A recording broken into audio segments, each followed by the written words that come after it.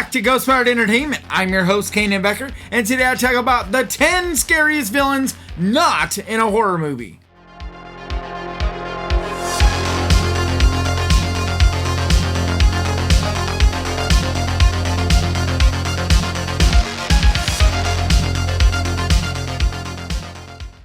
So on this channel, we've compiled a lot of lists about scariest villains in one shape or another from horror movies.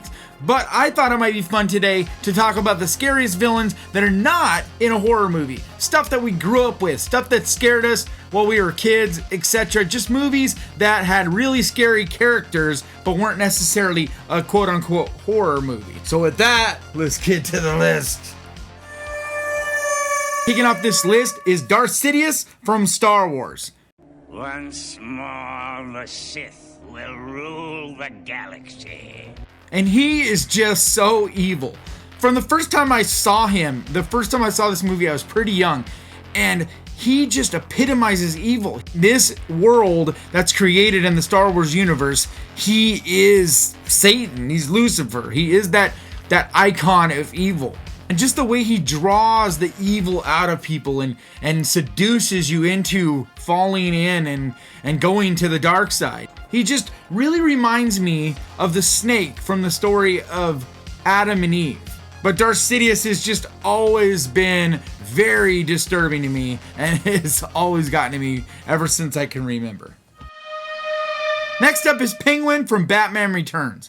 I have a name. Oswald Cobblepot.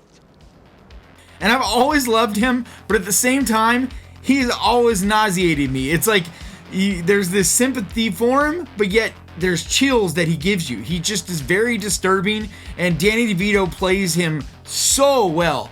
Like I said, there's just always, throughout the whole movie, there's parts of you that like him, and you start to kind of feel for him, but then just as quickly he turns on a dime and he's just this violent, evil little creature. So as much as everyone loves and talks about the Joker and all the different versions of the Joker, and I get it because Joker's awesome, I feel like Penguin has always kind of been second fiddle.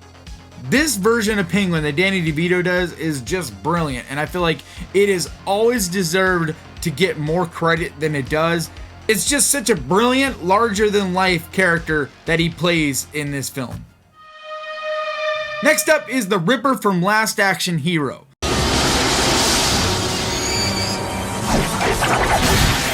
And this is one of the first movies that I was able to go by myself to the theaters to see. And I had so much fun and I was so excited.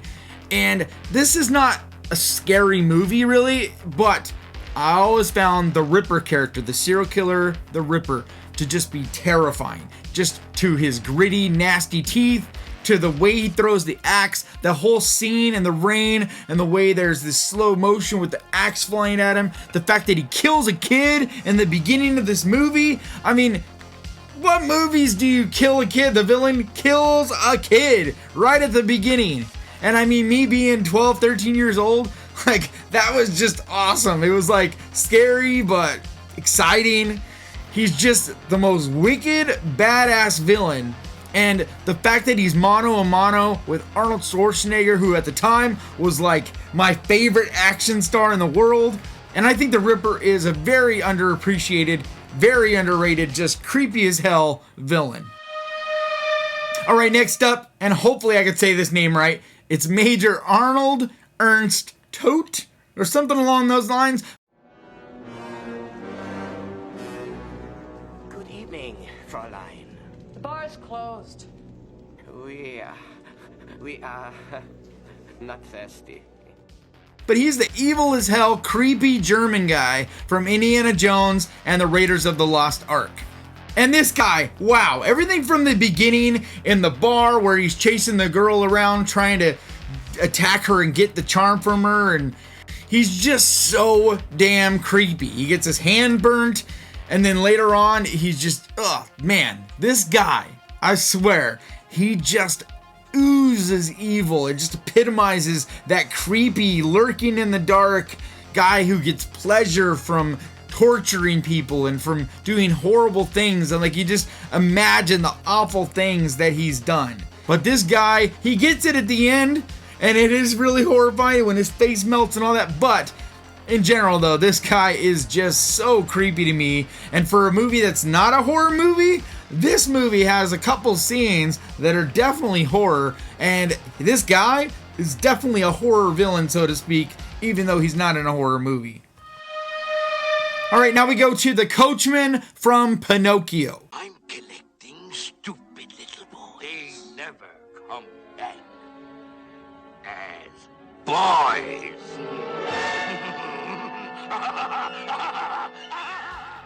And this is not a horror movie at all. This is a cartoon kids movie. But for me, as a little kid, 6 years old, 7 years old, whatever, man, oh man, the Coachman scared me so bad because he seemed so nice. And, you know, at first, and you're with Pinocchio, you're like, he's my friend. In your little mind, you're like, I am Pinocchio. You trust adults, you trust these people. And this was like an early moment in my life of realizing that evil existed and that you couldn't trust all adults, and learning that you can't trust strangers type of concept.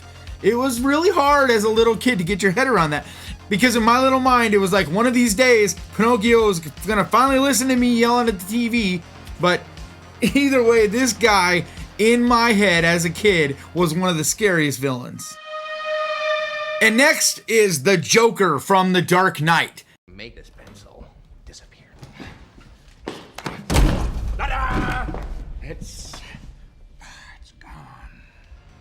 And wow, isn't Heath Ledger the most amazing? I mean, just wow. I mean, it's gonna go down, it really is, as one of the greatest roles anyone has ever played. And it really is that amazing. Like, Heath Ledger took this to just out of this world. Like, as much as I love the most recent Joker and what Joaquin Phoenix did with that role, and my hat is off to him, so to speak, you still gotta give credit to what Heath Ledger did, because he really took and made this Joker his own.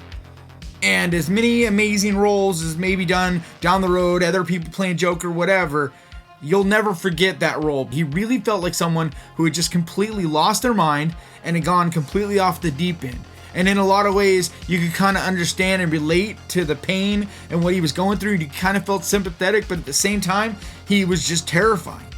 He played the role so well that it was like this reminder that there are these psychopathic humans out there that don't value human life at all, and just snuff out the life of all these innocent people. Like I said, he really made you so invested and just feel like you could feel what he was going through, and also just terrified of him at the same time. Next is Judge Doom from Who Framed Roger Rabbit. Remember me, Eddie? When I killed your brother, I talked. Just wait. And I remember how confused this movie made my mind from the beginning to the end, because we hadn't really seen a lot of movies, at least to this level, mix animation and live action.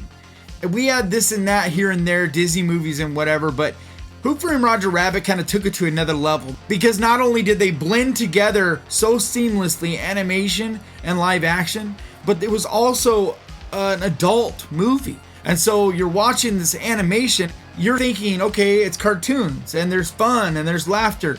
This is, for kids, but yet it wasn't. There was actually scary things in this. But I will never forget Judge Doom, because to this day, I love Christopher Lloyd. He's one of my favorite actors ever. Doc Brown probably is my favorite character of any movie ever. Anytime I see Christopher Lloyd, I can't help it. I just always think of Doc Brown. And even in this role, he was this different looking character, right? But it's still Christopher Lloyd, so there's a part of me that just loved him. And as the movie went along, my mind got more and more confused, because here's this character played by this actor that I love so much, but he's becoming just the most ruthless, evil character. And then at the end, he loses his mind and his eyes bug out, and it looks so creepy. And just everything about how he pulled off that role was just insane, crazy, lose your minds, bonkers, evil, whacked out shit that just, as a kid, totally fucked me up in the head, but I loved it. It's still to this day one of my favorite character actor roles ever done, and it is absolutely a blast, but also very creepy and very scary. Alright, next is the evil queen from Snow White. Now, begin thy magic spell.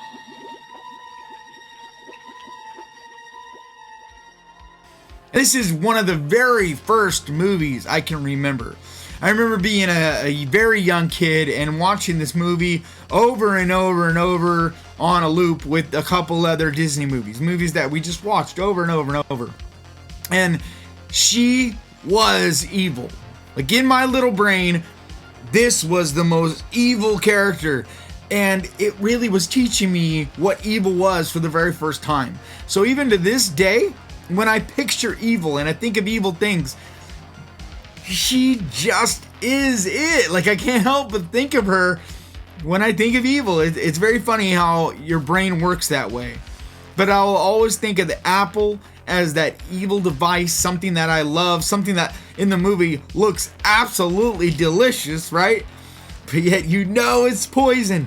And you're like, don't eat it, Snow White! And like I was talking about earlier, with a lot of these movies, I would watch them over and over and over and over. But yet, it was like, in my little brain, each time I watched the movie, it's like I was always thinking there would be a different outcome. I didn't get my brain wrapped around the fact that this was a loop. It was always going to be the same. Like, it was a recorded thing. No matter what, nothing would change. It was always going to be the same outcome. But it wasn't that way in my little head. I kept thinking one of these days, Snow White was going to be smart and not eat that apple. And that the evil witch every time duped her. And it just made it that much more evil and that much more of a messed up thing that she was doing. Because she was like in this eternal loop, of hell, of continually being evil and hurting Snow White. To this day, I always think of her when I think of scary evil things. And especially for something that's not in a horror movie, she's very twisted and very evil. Alright, next, this is probably the creepiest thing I can think of, and especially for a kids movie and for something that's not in a horror movie, and that would be the kid catcher from Chitty Chitty Bang Bang. And man, this dude, to this day, if I see this scene, it creeps me out completely. From the time I was very little, this was one of my favorites. I would watch this movie over and over and over. And I would sing the little song, Chitty Chitty Bang Bang, we love you, that whole thing. This was that Disney movie and the fact that he mixes sweets and cakes and pies and all those delicious things that to this day are my kryptonite, that are to this day the things that get me because I shouldn't be eating all those sweets, then I can't help myself and I'm going off on a tangent, but he twisted and perverted those things. And I will forever be stuck in that little dark room with the two kids being lured out by his evil ways and just getting trapped in that little cage. And he's just so scary. Like, I really pictured myself getting caught by this kid catcher. He really represents that evil, creepy, tricking kids, kidnapping, epitomized all that. But in my little brain, it was like the beginning of that evil that lurked in the shadows. It just made this guy just that much scarier. Alright, so last on this list, to this day, is still one of the few characters that's fiction, that's not in a horror movie. Honestly, even in horror movies, this is probably the scariest, or at least top 10 scariest characters ever for me. And that is Kevin from Sin City. He doesn't scream. Not even when the mutt's had its fill. Kevin's guts are lying all over the place. And somehow the bastard is still alive, still staring at me. God damn. He is so terrifying to me. I think it's a lot of things that made him so scary to me. But I mean, I saw this movie as a full-on adult. I had seen a ton of horror movies, so it wasn't like I wasn't familiar with just horrific scenes. I had also been a fan of true crime and knew a lot about serial killers and all those things back when this movie was in theaters. But yet, something about him was just horrifying. I think it's a lot of things. One, I love Elijah Wood. Who doesn't love Elijah Wood? Like, he's such a likable actor, and he had played then and still has played a lot of just really awesome characters, ones that we love and have had fun with. He doesn't seem like a demented, twisted guy.